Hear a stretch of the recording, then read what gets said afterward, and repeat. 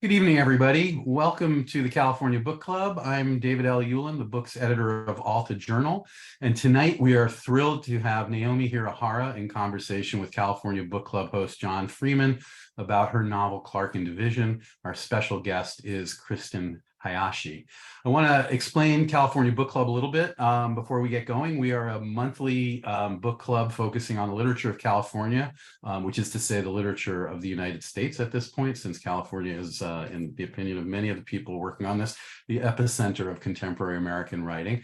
And we are really interested in sort of exploring the idea of what John Freeman has called in an essay that was published in Alta, the New California Canon. We could not do this without our partners. So before we go further, let's give a brief shout out to them.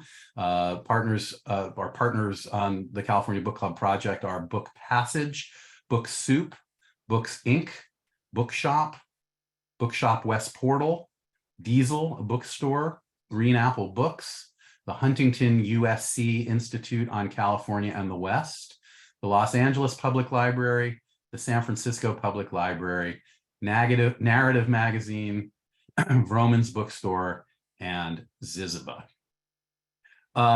California Book Club monthly events and continuous content leading up to each club meeting are always free and available on the California Book Club section at the Alta website. If you haven't had a chance to read this material, you want to, don't miss essays from many contributors reflecting on the work, tonight's work, and also all the other work that has been discussed in the California Book Club, an excerpt of Clark and Division and other features. All of this is included in our weekly California Book Club newsletter, which is also free. So please sign up. And I should tell you, every California Book Club episode we've ever done can be viewed on the website. We have a full archive of the interviews and discussions. It's a pretty fantastic collection of conversations, so check it out. So you may ask yourself, how can you support this work that we're doing, bringing in-depth articles, essays, and interviews with authors and like Naomi Hirahara to you? You can simply join Alta as a digital member for $3 a month, or you could become an official member of Alta Journal, where for just $50, you get a year of Alta Journal, the quarterly print journal. You get a California Book Club hat and a copy of Alta's Guide to the Best Bookstores in the West. You can find that for more information on that and sign up for that at altaonline.com/join. So without any further ado, it's a real thrill to welcome Naomi Hirahara tonight to the California Book Club. And please welcome my colleague, John Freeman, who will take it from here. John? Thank you, David. Nice to see everybody from Clovis and points elsewhere. Huge pleasure to be here tonight to be talking about Naomi Hirahara's Clark and Division. But unlike other nights, I want to start with a comment from the audience that came in last week. It begins, I have no question, but I wanted to say to Naomi that on July of 1944, I went as a child from Manzanar to Chicago on the Union Pacific Railroad and lived at the corner of Clark and Division in the second-story room above the bar. That was literally my first stop. This was from Joyce Okazaki, who wrote in and wanted to tell Naomi this. I think about this, and I wanted to begin here because in her own piece, Why I Write, Naomi Hirahara said, I see myself as a resurrectionist. And I think that's an important category to add to historical fiction. But I think one of the fascinating parts about that is sometimes you're actually resurrecting what lives in plain sight. And that's one of the great geniuses of Clark and Division, which is a novel about two sisters, about a family leaving Manzanar, going to Chicago, where 20,000 people left from the various concentration camps to go back into American society. But there was a lot of things trailing with them, a lot of trauma. And in this book, Rose Ito, who has come to Chicago, has come to a different end. And her sister, Aki, who is narrating, needs to find out what happened to her sister. But first she has to figure out how to get along and how to go places. I almost think that Naomi Hirahara, as a writer, was made to investigate stories like this. If you know anything about her, you know that she was born in Pasadena, that she grew up the child of two survivors of Hiroshima. She went to Stanford. You might even know that she was a newspaper writer, that she, for a long time, edited the largest Japanese American daily, the Rafu Shimpo, where she began working in 1984, covering Los Angeles. Newspaper writers who become crime writers, it's a great tradition in American life. We've had Michael Connolly on here before. It took Naomi another 12 years to quit her day job of writing newspaper articles, and she sold her first book in 2003. It became the first of the Mass Arai mysteries about a Japanese American survivor of Hiroshima who is a gardener who investigates mysteries. She ended up writing two other series. She's probably well beyond her dozenth mystery, but she's also written lots of works of nonfiction, including Life After Manzanar, which she co-wrote with Heather Lindquist and was writing along the same time as writing Clark and Division. Investigating the true stories of what happens in plain sight, of stories that have been erased, has been basically, it seems like from reading her work, the driving force in Naomi Hirahara's life. It's such a pleasure to have her here. She's going to be talking with Kristen Hayashi, who is the Director of Collections Management and Access and Curator at the Japanese American Museum. But first, let's bring Naomi on here with a warm welcome. Naomi, you're here with 600 of your closest friends. Come on to the California Book Club. Thank you for having me, John, and thanks for that kind introduction. It's a pleasure. Let's jump right into it. As you noted from the comment I read from the audience, you're writing a historical mystery, but you're writing about a collective experience, something that happened to over 20,000 people. Obviously, what happened to the Ichos didn't happen to every one of them. How is it different when you're writing something when someone's going to write back to you possibly and say, hey, that happened to me? Or is that something that you've found has happened with every one of your books? Pretty much, but more so with Clark and Division. And I think because this is actually my first truly historical mystery, whereas the other ones were more contemporary and had like a cold case that was involved with it. But I did want to definitely highlight and spotlight this experience of Japanese Americans in Chicago. Just working at the newspaper, I had a lot of elders I knew who had lived there. There were some other colleagues who had been born there, but I didn't, it wasn't until I wrote Life After Manzanar when it really occurred, hit me. Oh, this was the #1 destination.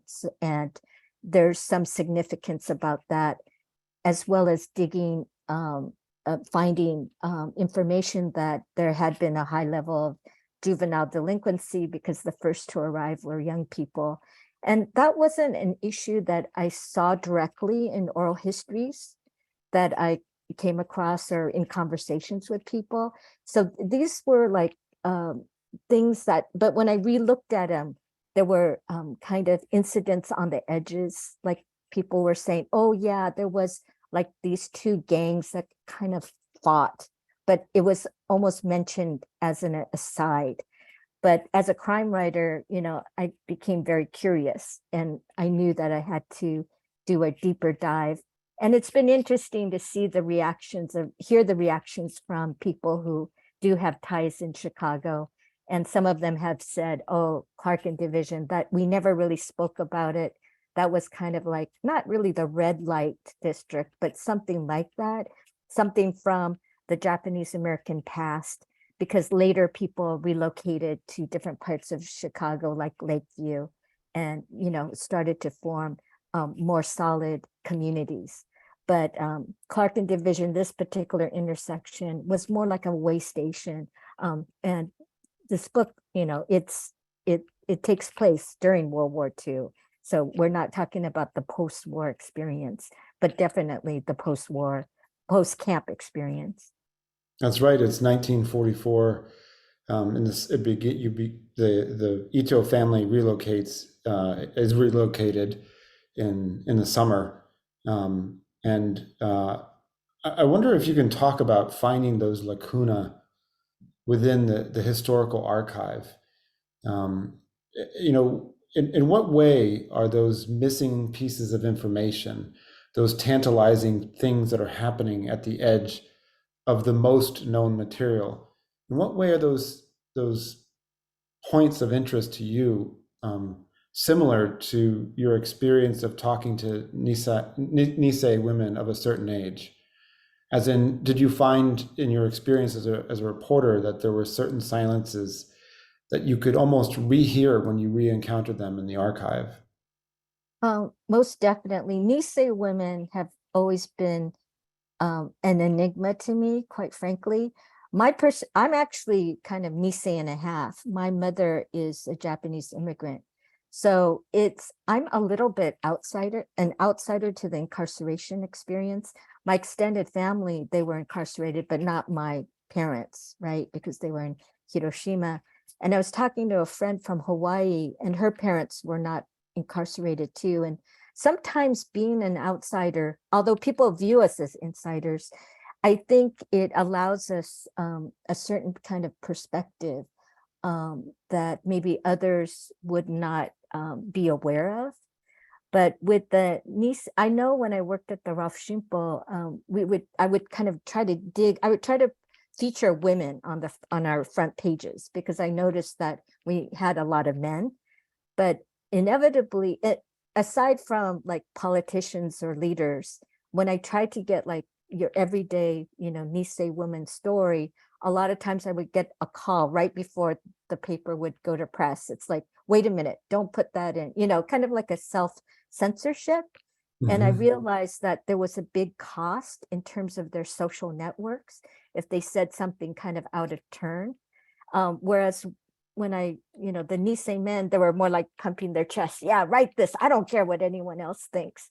So it's a different kind of sensibility. And I also realized, these women were the ones that kept their families together. So their kind of values, the things that were important to them, was not necessarily just, telling their individual story, but kind of the preservation of the family. So, so I was really trying to crack the shell. I really wanted, and I wanted an everyday. We have these fantastic Nisei women leaders in our community, and one of the people I've dedicated the book to is the late Sue Kunitomi Embry, and she was the one who fought. She's an educator, and she fought for Manzanar to be a National Historic Site. But I wanted to get more of your like average Nisei who just, in this particular experience, and how to shed. I mean, my editor actually had to take me to task, and I had to dig deeper.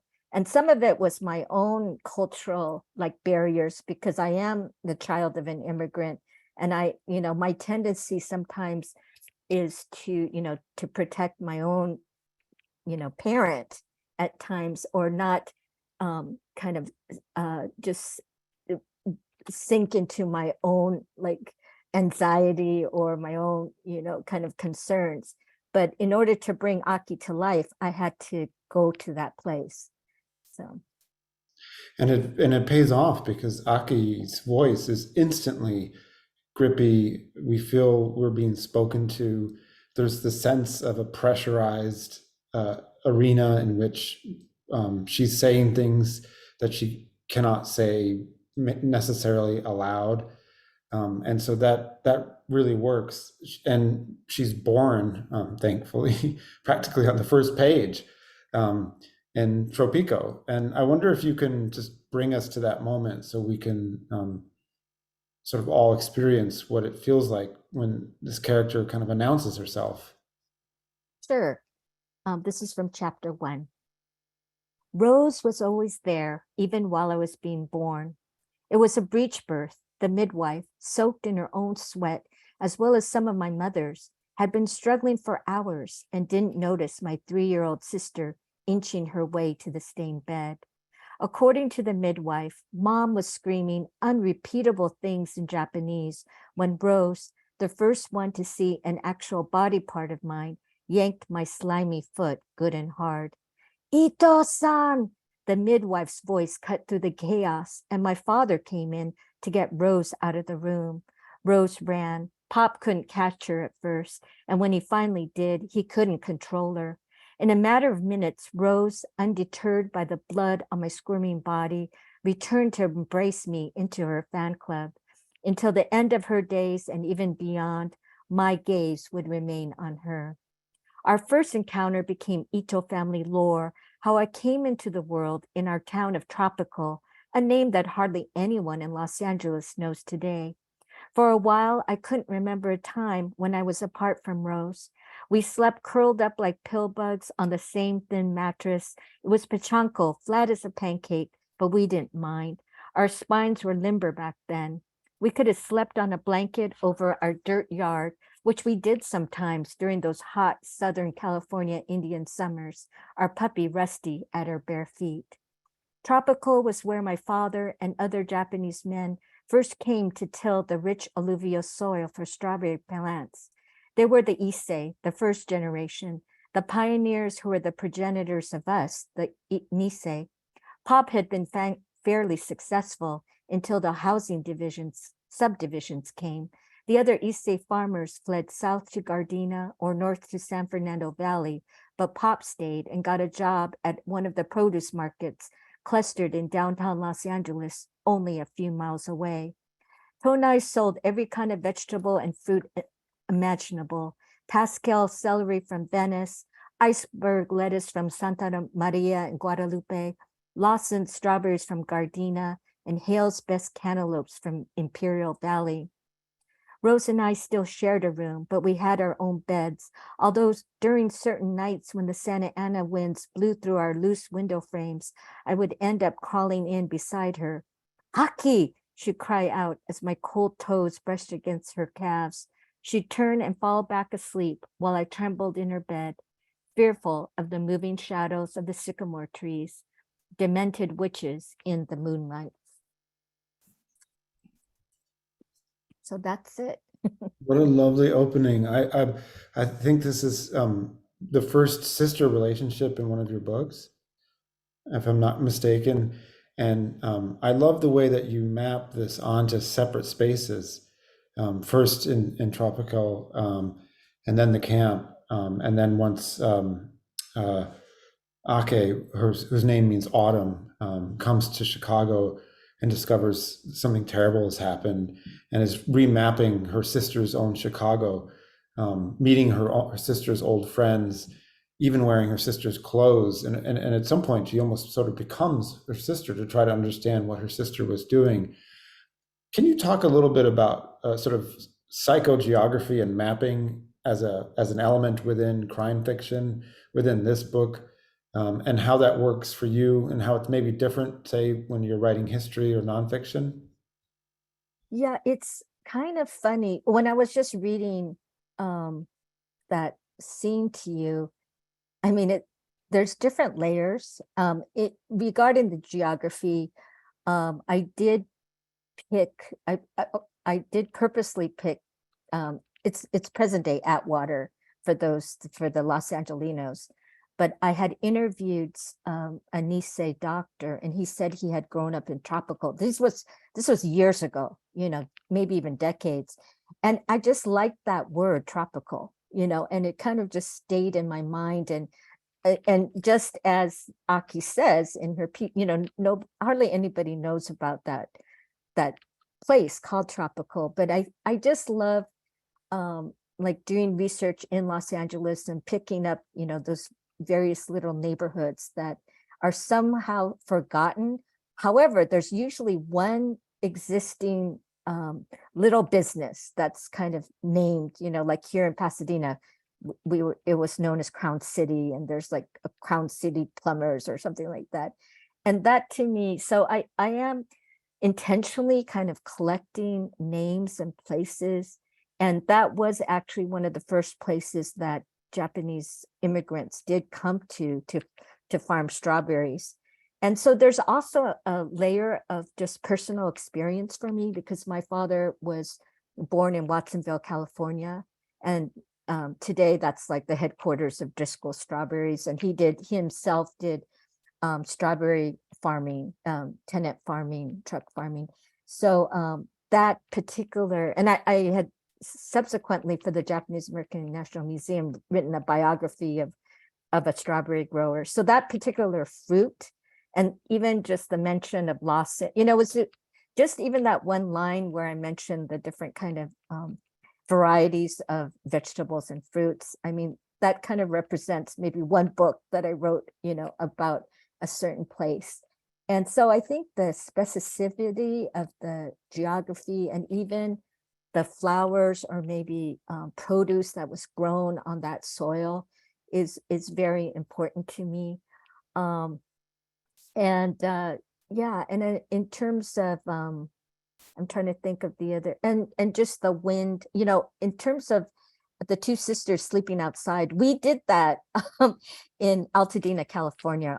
My grandmother was visiting us from Japan, and it was like one of our really hot summers, and I don't think we had central air, so we just slept outside.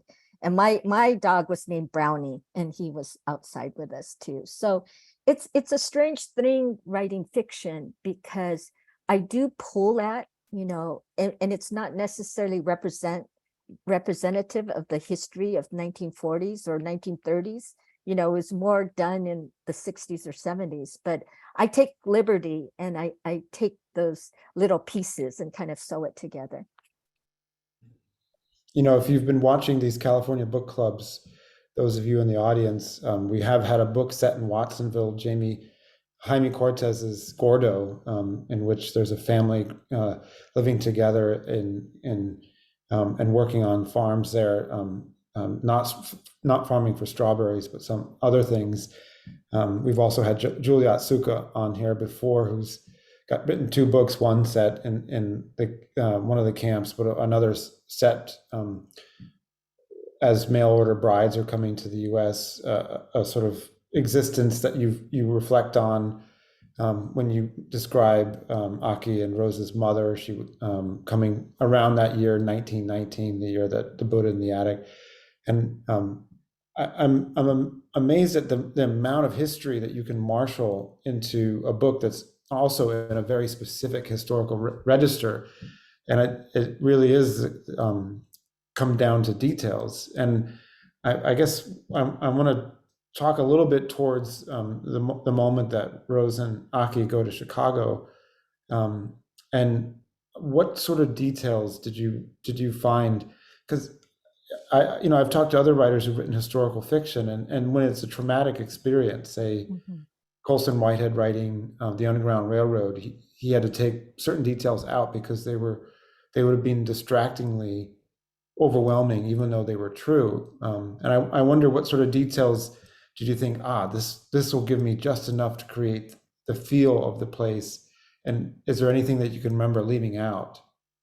Well, I will say something that I put in, and that was courtesy of my friend Gwen Jensen, who's an oral historian, and we had done a book together about the doctors who served in camp. But she told this is her research that was wider, but she had mentioned that women had shared that they lost their periods in camp. And that to me was such a telling detail. I mean, it's very personal, but it just kind of represented like internally what were going on in these women's bodies and their, emotions. So maybe they wouldn't, be crying all the time or, articulate their unhappiness, but their bodies were kind of speaking out what was going, that this was untenable kind of situation.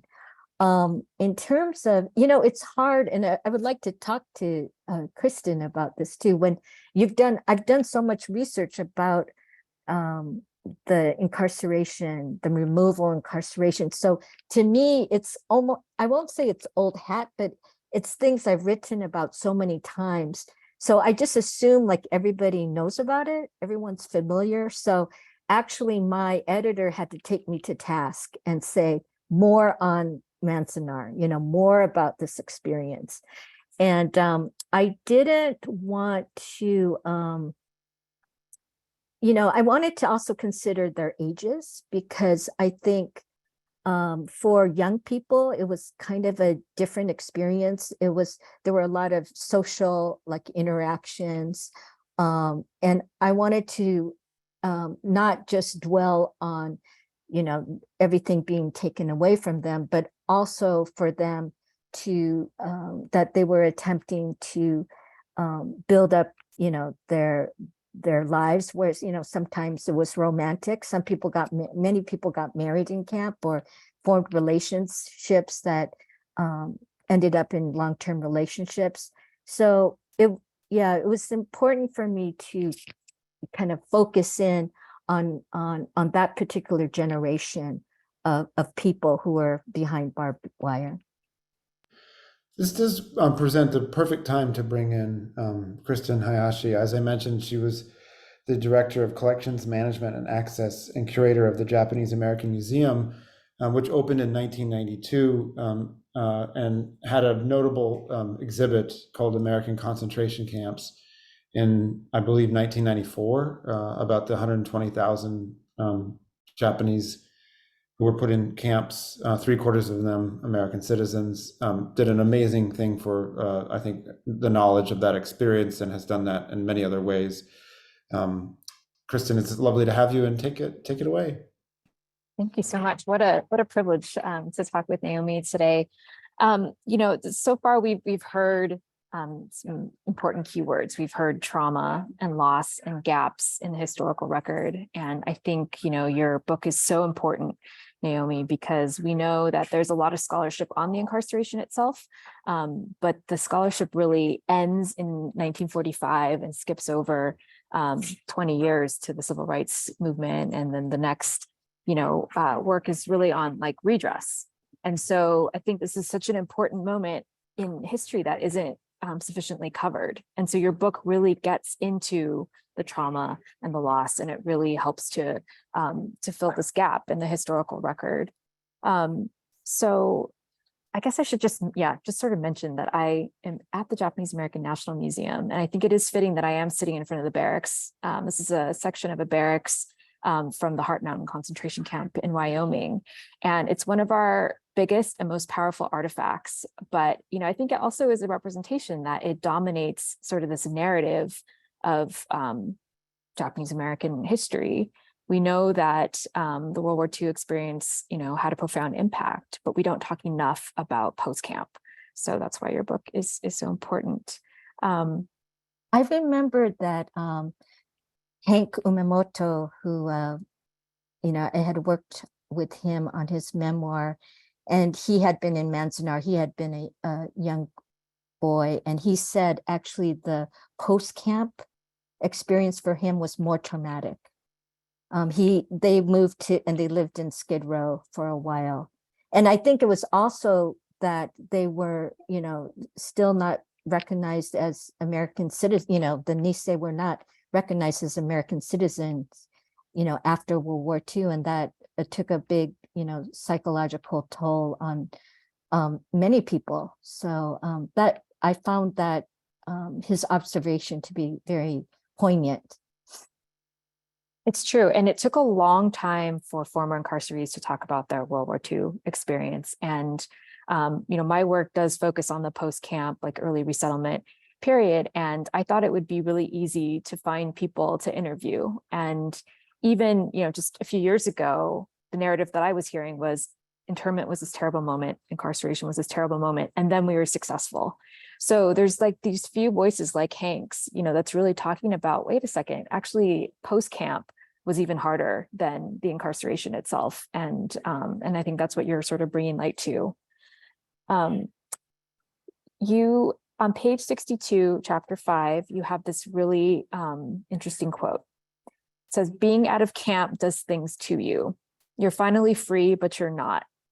It's like there are invisible bars caging you in. And I'm wondering if you could talk a little bit more about that, because the War Relocation Authority, they were really promoting places like Chicago as a place where there was a lot of opportunity. They wanted former incarcerees to move in that direction to these cities like Chicago, and you sort of paint this picture that it wasn't this, necessarily this magical place. And so I'm wondering if you could talk a little bit more about that quote and what that means. What were some of those invisible bars that continue to cage people in?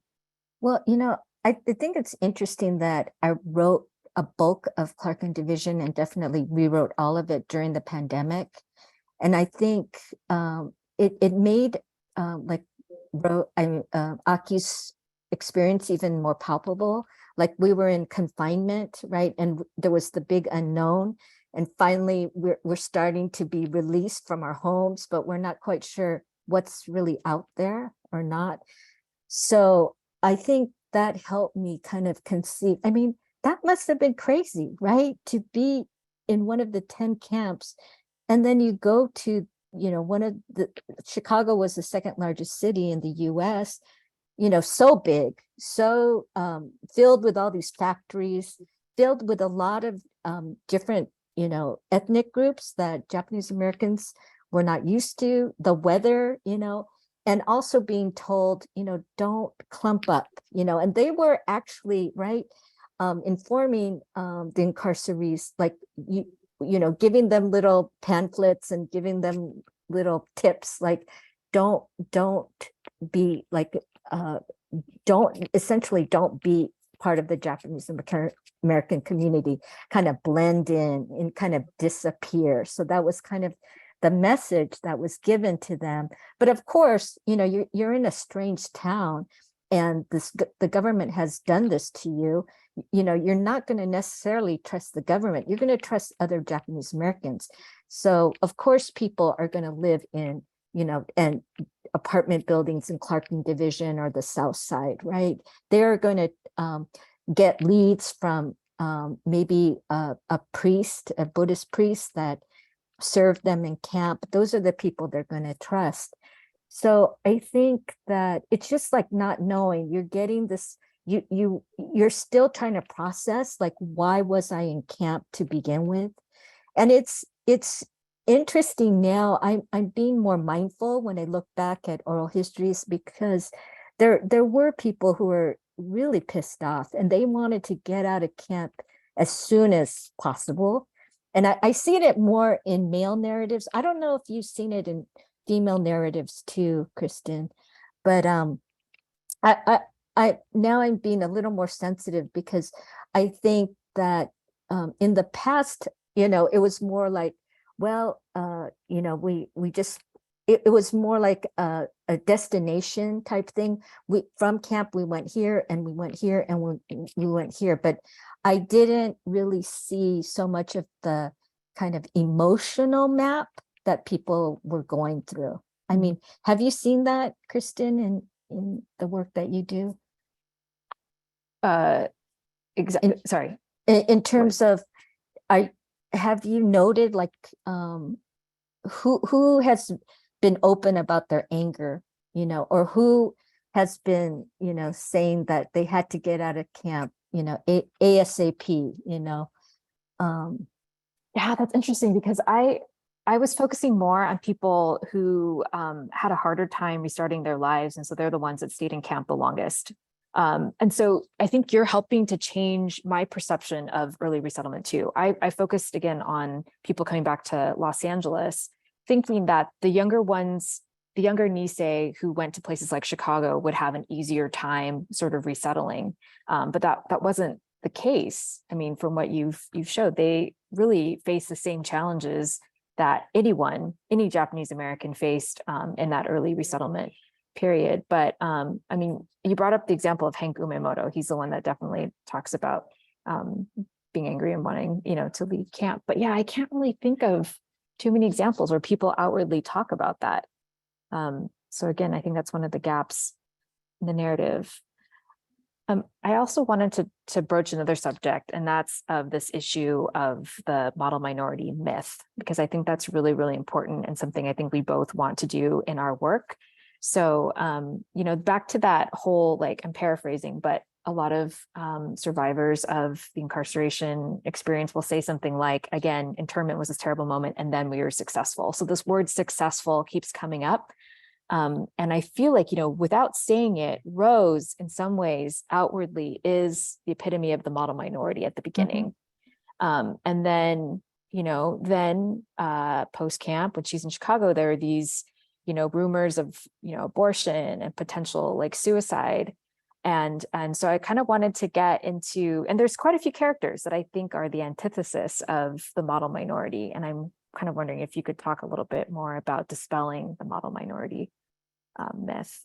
Yeah, that's the beauty of crime fiction, because you're dealing with criminals and everyone is a suspect and everyone has different motives. And I covered crime, for Ralph Shimple, because we all had to, whether it was ballroom dancing or, someone doing a heist somewhere, we covered it all. And I think that, shame is such a big cultural issue. And I think that, some, especially Issei, maybe felt shame about being incarcerated because they thought maybe we had to have done something wrong, because why were we in camp? So I think there was this added pressure, like, well, we have to show at least this facade that we're really good, we're good Americans, we're good people, and so there was so much pressure, I think, on Japanese Americans to be that way.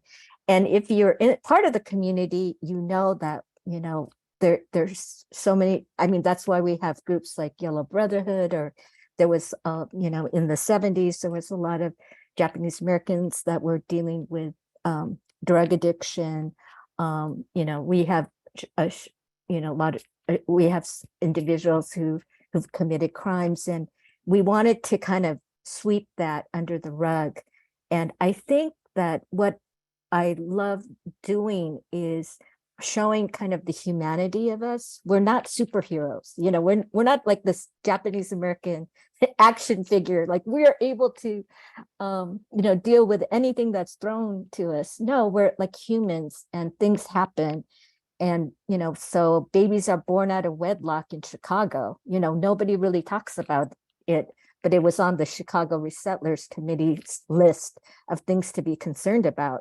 And there were other crimes too. And I think those kind of things actually reveal the fullness of who we are. But that's just something that I think our community has, even within families, right? We try to hide and not show, because we just feel like in order for our children to progress, we can't be totally honest of who we are. And I hope that, how many decades has it been, 75, 80, whatever, some odd years, I hope we're at a place when we can look more honestly about who we are. And I think, and a lot of times Japanese Americans specifically have been used, as this weapon, like, look at these people, they were locked up and then they're fine, and they're well educated and they're wonderful people. Whereas the truth is actually some people, really had to pay the price emotionally, and they had to struggle, and just like anybody else. And I think that truth would be better for us today, in terms of interracial relationships, for people to kind of understand what Japanese Americans went through, and their response was perhaps very similar to other people's responses to other trauma in their lives. Thank you for sharing that.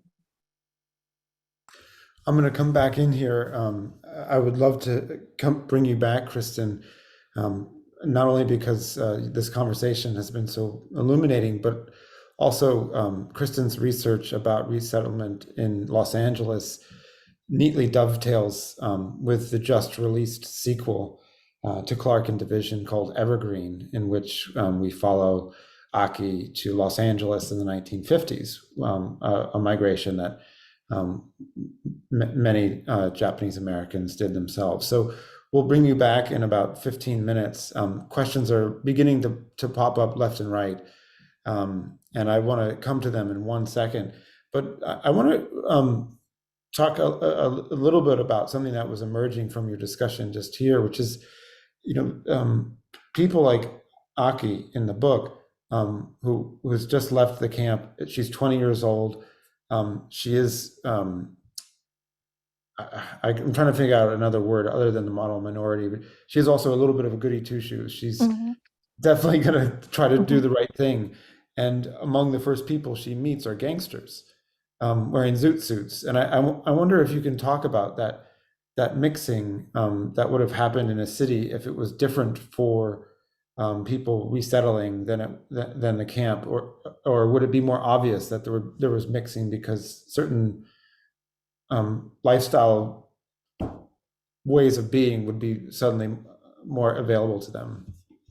Well, it was really interesting because I've also written a book on terminal islanders, and that particular fishing village, a lot of the young men, they were referred to in camp as yogores, which is like the dirty ones. And they were just like darker, than the other Japanese Americans, but it was an enclave.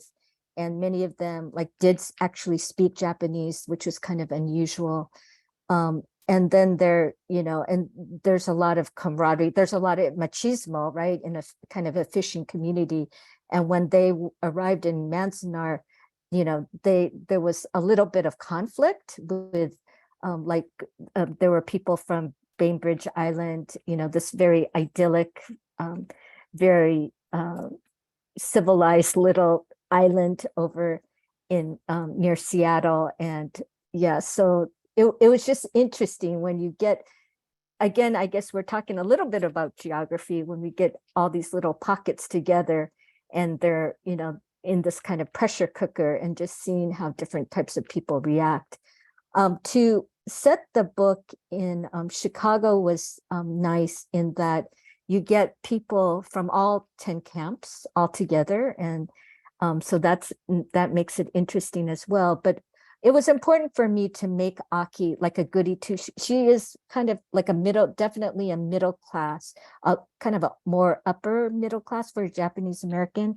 And I was very intentional of having a woman like that because I wanted to show how she would, encounter like the red light district on Clark, and how that would kind of transform her and make her kind of reconsider her preconceived notions of her middle class upbringing. So that was important to me.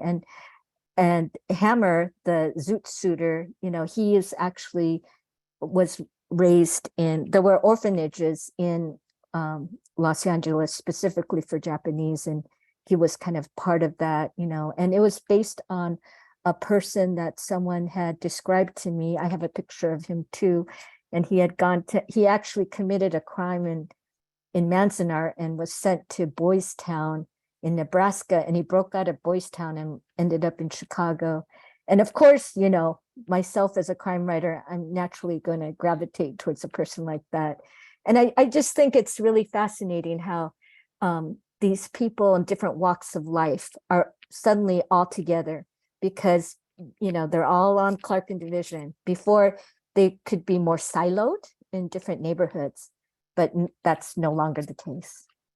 Do you think you could read a tiny bit from that section? Sure. Let's see.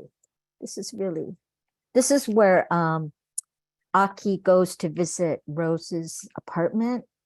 And at the foot of the stoop were Nisei boys in zoot suits, loose pleated pants and boxy jackets with wide lapels and chains hanging from their belts. I'd seen the Pachucas back in Los Angeles, around downtown or Boyle Heights, where a lot of the Japanese Americans lived alongside Mexicans, Russians, and Jews. I heard stories in camp that the boys would steal the chains connected to the sink stoppers in the block lavatory to adorn their outfits. I hugged my purse to my chest for a second, and for a second, I regretted making this trip on my own. Hey, Manzanar girl, 29. A boy on the stoop called out, causing me some confusion until I recognized our block number. I had no idea who this boy was, but I wasn't in the mood to talk to him. In camp, there were certain boys you knew you needed to steer clear of. With the Issei elders all around, there were lines that they couldn't cross, but that wasn't the case in Chicago. I got the feeling that young people ruled here. I put my head down and continued up the stairs. I had trouble opening the glass door, and the same boy came around and jimmied the latch. He smelled strongly of musky cologne that almost made me sneeze. "That's how it's done," he said. I tucked my chin away from him and pushed the door open with my left shoulder. I went up the carpeted stairs to the second floor. A cockroach skittered by, and I remembered Rose writing that the city was infested with bed bugs. I suppressed the urge to scratch my ankles. Insects were the least of my worries. On the left side of the stairs was the number 4, my sister's residence. I almost dissolved into tears, but I took 2 big breaths. "Ochitsuki nasai," I ordered myself. I needed to hold it together for Rose's sake. I love that scene. A lot of questions coming in here. When you were talking with Kristen before, you talked about trust as something that would have to be given to others because survival depended on working together, and yet the situation in which Aki finds herself, she can't completely trust everybody because something terrible has happened to her sister, and she needs to know who to trust. And I want to read a comment from Mizu Sugimura. He said, "My folks were teens when they got out of camp, and I believe the admonition not to hang out with fellow Japanese Americans in the same situation when they were released from camp and blend in not only defines their immediate post-camp life, but bled into the family life that they presented when my Sansei brother and I grew up. Some of it was unintentionally absorbed by us. As post-middle-aged people, this has become easier to recognize, but we weren't always aware that this had happened.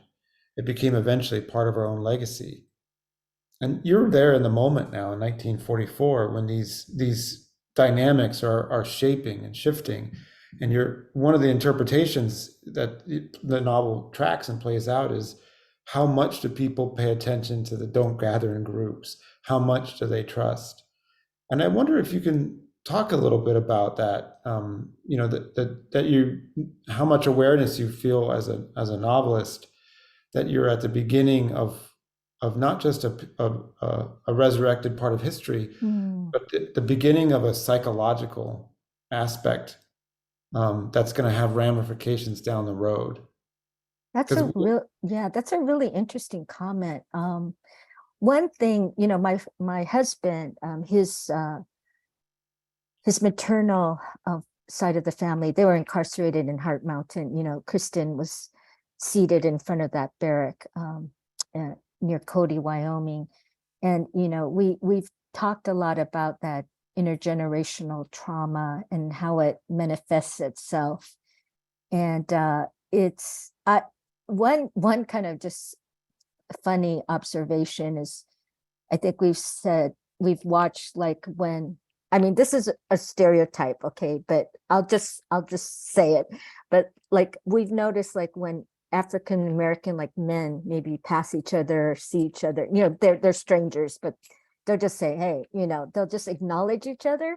Whereas in other spaces, I've noticed, this is probably maybe when I was maybe 30 years, when I was in my 30s, when another Asian American sees another Asian American, they will ignore each other, So it's kind of, I think it's changed now. I think young people are different now, but I think growing up in the 60s, 70s, it was I don't want to be too associated with a person who might be other. We're not others. We're going to be part of the mainstream, whatever that means. And I know even for writing, people in my family were saying, don't write about Japanese Americans, write about white people, because you're not going to make any money, you're not going to gain any success if you just write about Asians.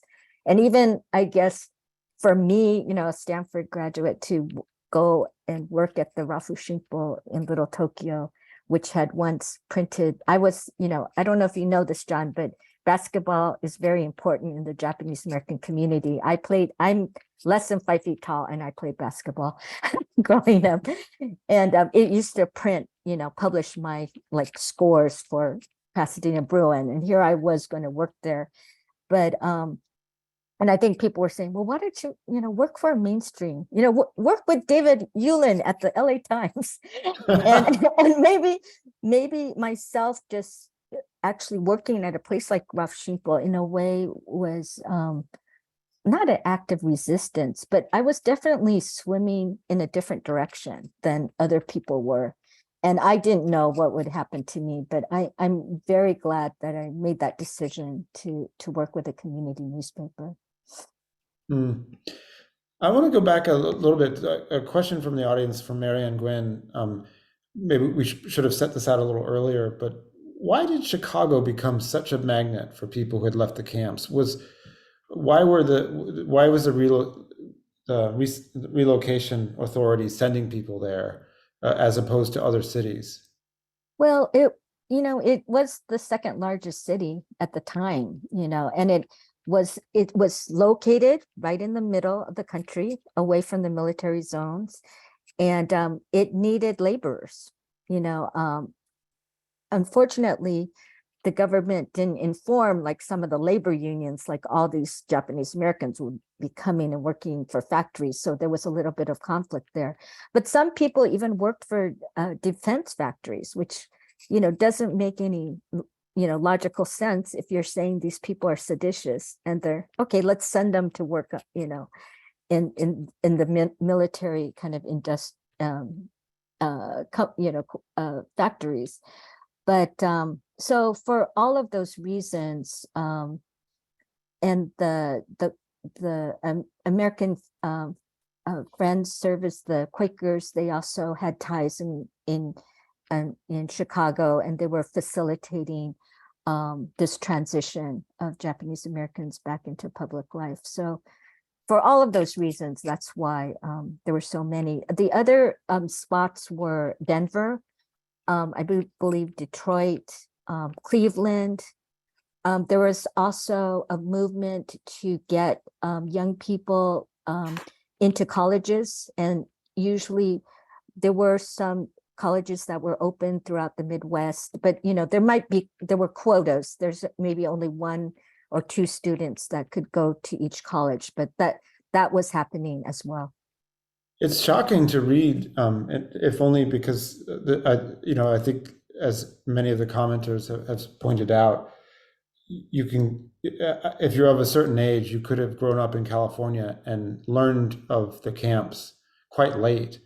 But on top of that, the resettlement is another vast trauma, because it's not like people could go back to where they were from, as you're pointing out, that they were sent elsewhere and told to restart their lives in hostile environments. And that hostility is part of this story, and the story of how mostly women at the center of this book form various interlocking networks of mutual aid that are working against men that are supposed to be helping them.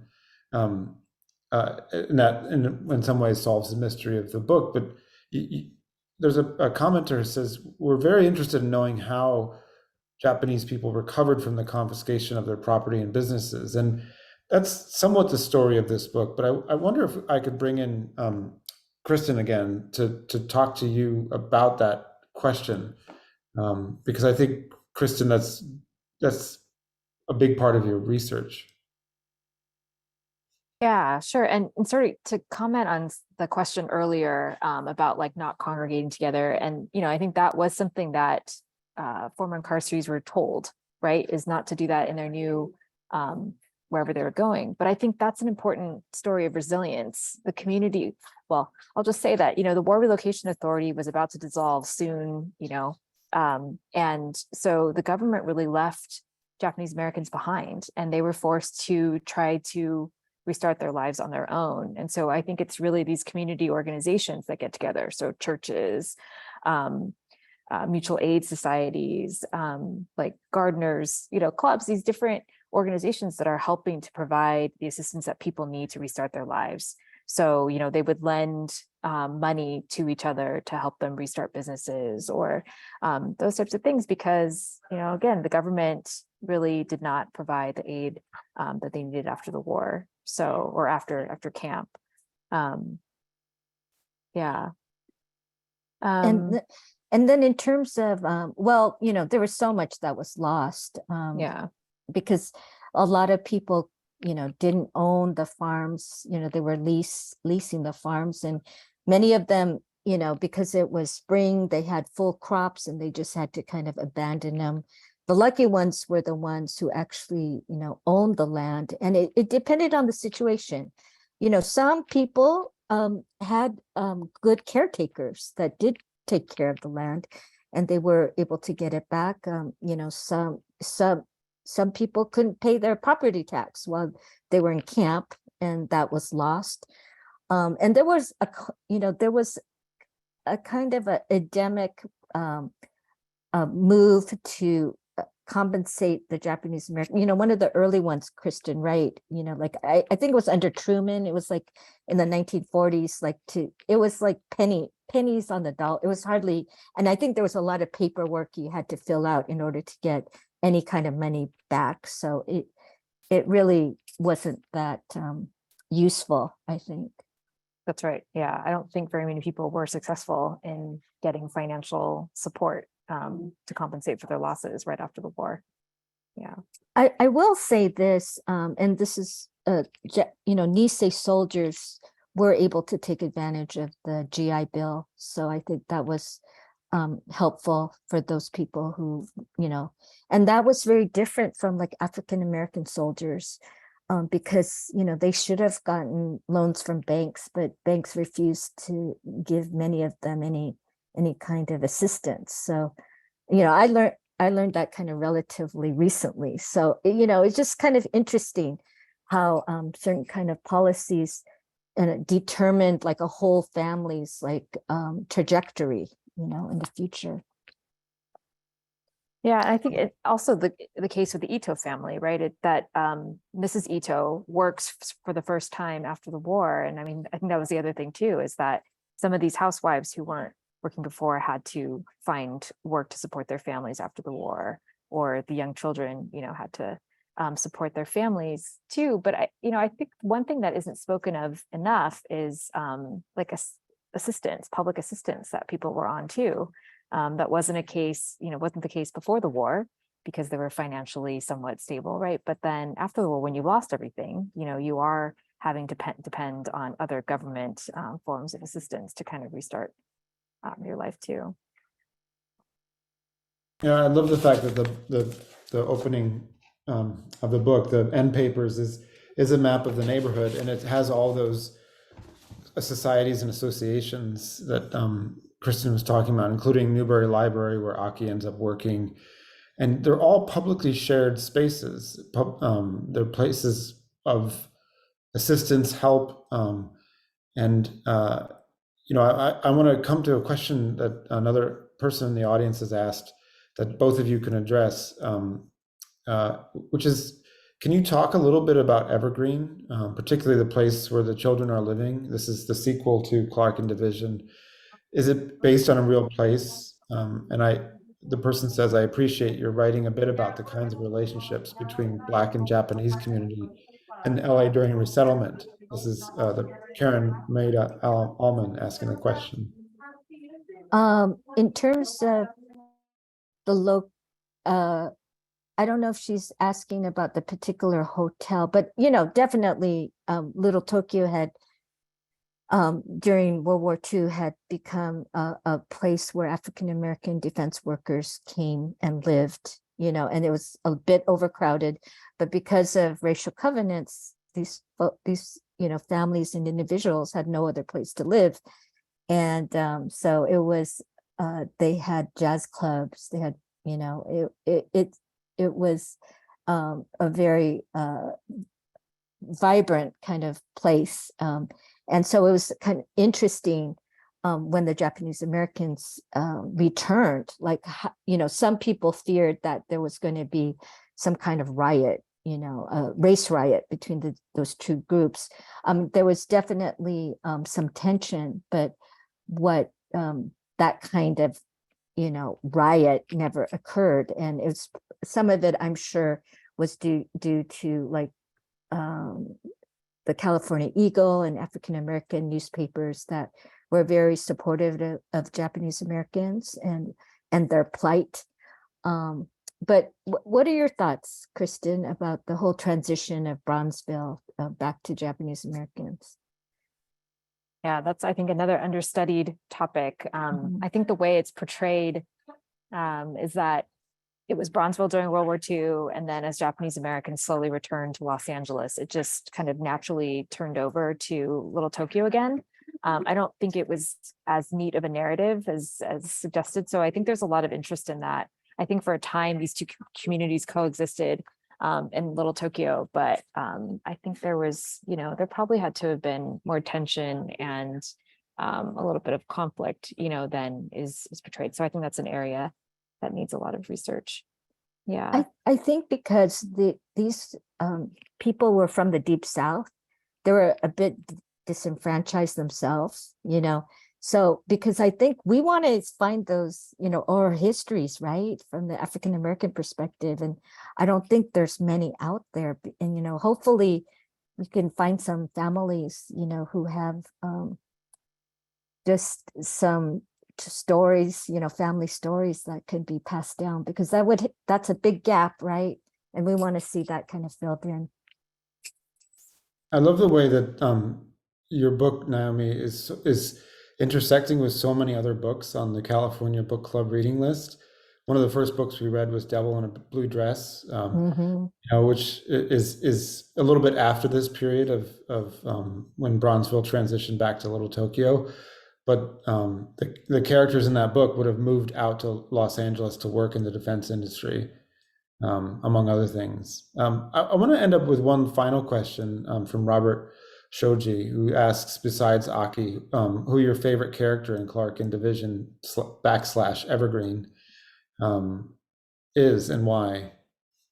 Definitely Hammer, the Zoot Suiter, because I think his perspective, I mean, he has nothing, but he's still a fighter. He has a lot of personality, and he's empathetic, he's kind in his own way, maybe not on the outside, but he's very sympathetic to other people's situations, and I admire him from that.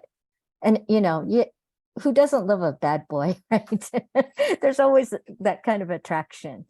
But yeah, I will have to say Hammer. And this is why you write crime fiction. Yeah. Oh, it's so wonderful talking to you, Naomi Hirahara and Kristen Hayashi. It's been lovely to having you here and having your wisdom and perspective on this book and this time period. I would love to do this again when Evergreen is in paperback or sometime, and continue the journey that Aki is on. Thank you everyone for coming. I think David Yulin's going to come back on and welcome Naomi in open arms into the post-LA Times universe. Yeah, the only universe. All right, thank you all so much for that phenomenal and fascinating conversation. Big thanks to Naomi, to Kristen, to John. I want to remind everyone that this interview was recorded and will be available at californiabookclub.com. I also want to remind everybody that next month in the California Book Club, we'll be talking to Kelly Lytle Hernandez about her book, Bad Mexicans. You do not want to miss that. And a reminder too about the Alta membership, altaonline.com/join, or the $3 digital membership. We'd love to have you be part of this community with us. Please participate in a 2-minute survey that will pop up as soon as this event ends. Take care, everybody. Happy August. See you all next month. Good night.